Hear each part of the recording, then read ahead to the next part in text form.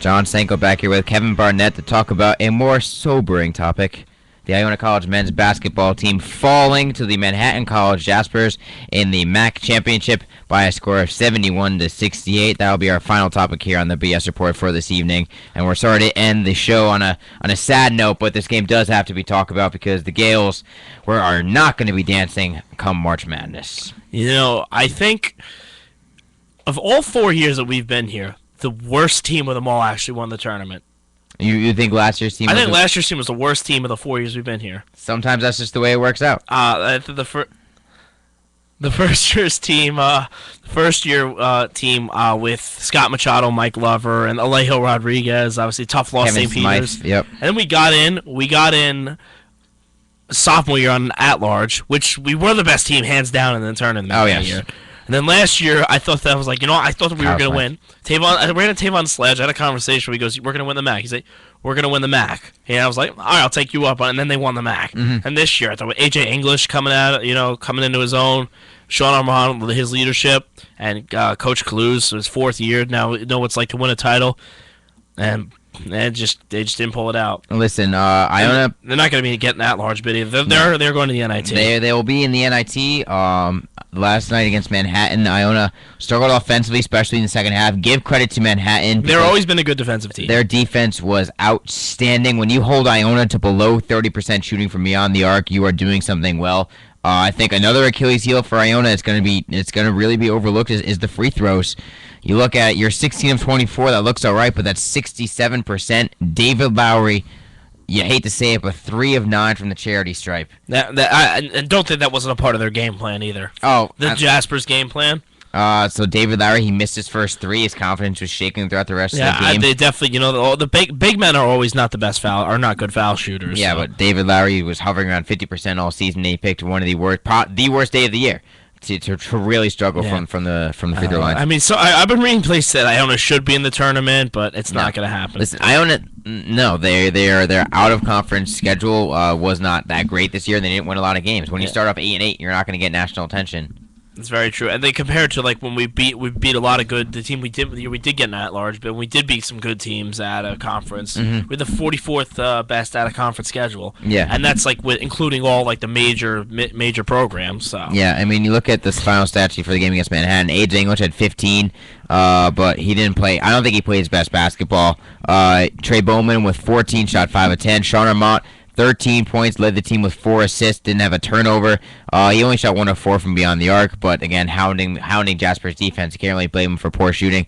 David Lowry, the big struggle, 5 of 14. He did have 11 rebounds, 13 points, but 4 turnovers, including one with 5 minutes left, and he was dribbling around at the top of the key, lost his dribble, and then led to a fast break bucket for Manhattan. It's a shame because for the most part he's been one of the better players for us. He's been pretty consistent. He was that big guy that we needed for like our sophomore year here when we got the tournament. Bid. He was that guy that we needed, which Mike Lover was asked to do, but Mike Lover was just a pure power forward. Mm-hmm. He was that big guy that we certainly needed, and he would have filled that role great. Maybe we could even won a game or 2, maybe even in the NCAA tournament that year. But when you look back on it, I am obviously a little disappointed because I think of all 4 years we've been the best team in the MAAC every single year.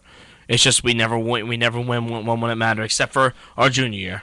I mean, our junior year was fantastic. I can tell you the team was incredibly disappointed after the loss. I was there courtside. The players were upset. Obviously, AJ English laid down on the ground for a good minute after the game because he knew he dribbled the ball too long in that last possession. And then it was David Lowry taking a 3-point shot. It should have been AJ English. It should have been or Sean. It should have been Sean or Trey, to be honest with you. AJ had struggled hitting his outside shots throughout the tournament. Sean and Trey been shooting very well, or Isaiah Williams, but he was held quiet for the majority of the game. Isaiah Williams finishing with 10 points. It was David Lowry, the one person on the floor you didn't want to take the 3-point shot, took it. And he's not a 3-point shooter. He's not a 3-point shooter. So that's also testament to Manhattan's defense that gets him in that situation. Exactly. So, it kills me because I've grown very. I don't really like them very much.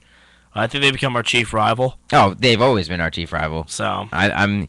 Listen, as much as Steve Mazziello irks me when he coaches courtside, just his mannerisms, I just don't like them. But he is a heck of a basketball coach. Mm-hmm. He has an incredible basketball mind. And who are we losing this year besides Sean? We're losing Sean, Trey, Deshaun Gomez, and then I believe one more. Christian. So we should be good again next year with AJ, David coming back. Do you think Sledge will have a role? I mean, his minutes decreased towards the end of the year. They did. Again, this Iona roster changes every year, so we can't really predict what they're going to do. We get a lot of guys coming in. So. We got Calvin Ameo coming in next year. Transfer.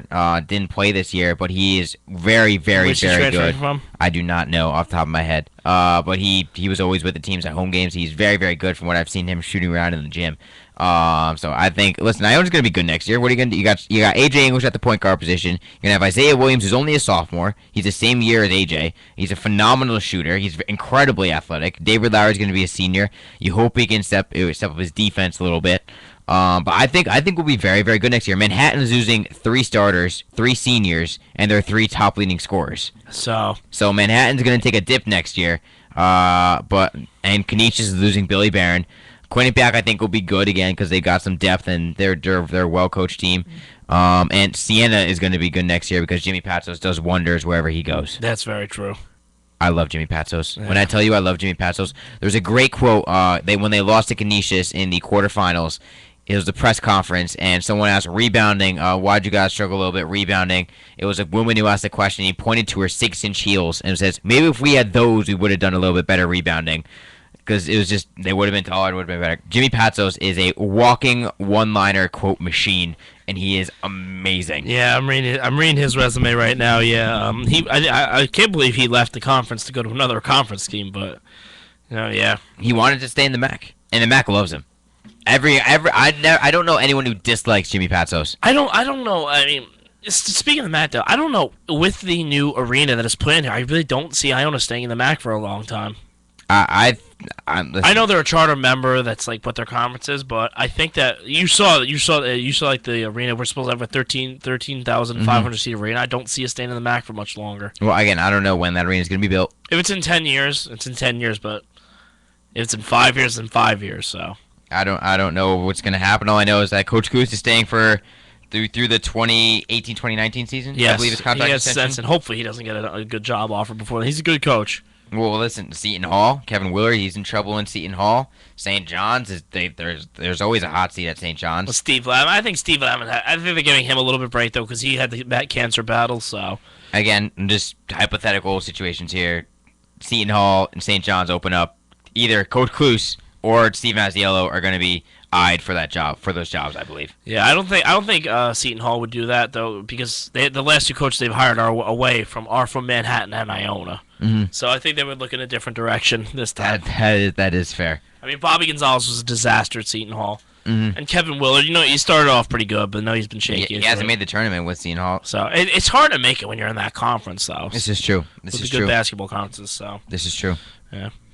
All right, well, that's all the time we got here for the BS Report. John Snake and Kevin Bartnett. I want to thank you, everyone who tuned in this evening. 2 weeks. Well, we'll be back in 2 weeks. Yes, because next week is spring break. Actually, will it be? Yes, it will be 2 weeks. Yes, it'll be 2 weeks. Yes, because Tuesday won't be a Monday schedule this time. So no, I actually get to go home for spring break for the first time ever in my Iona career. That is right. Yes. Because I usually work over spring break, but now I finally get to go home. Yes, that's right, yeah. For 2 days and then come back here for Selection Monday for the women. I remember you told me you were. Do you think the women will get an at-large bid? Do we have a chance? Yes, but is it below 5%? There's only 32 teams in the women's bracket, right? No, there's 64. There's 68. 68. 68. I think we have a shot. I think it's a less than 5%. Really? I don't think we have a good shot. I'm gonna watch it because there's a glimmer, a tiny itsy bitsy glimmer of hope. But otherwise, I think the loss in the semifinals really kind of. If it was to Marist, it would have been. If it was to Marist in the finals, it would have been a different story. But the loss in the semifinals to Quinnipiac, I think, really tainted our resume. So I think the committee isn't gonna look at us well. Granted, both Iona men's and women's basketball programs will have a chance to win WNIT games. They will go into the WNIT and they will have the chance to win some games and make some noise. Right. I hope if we maybe get some home games here for the NIT for the men, or get to the final and play in Madison Square Garden. That would be awesome. That would be fantastic. Yes. All right, John Sacco, Kevin Barnett, the BS Report. We'll be back in 2 weeks. 2 weeks. Tuesday. Mark it down. 8 p.m. I want to thank you everyone for tuning in and enjoy your evening.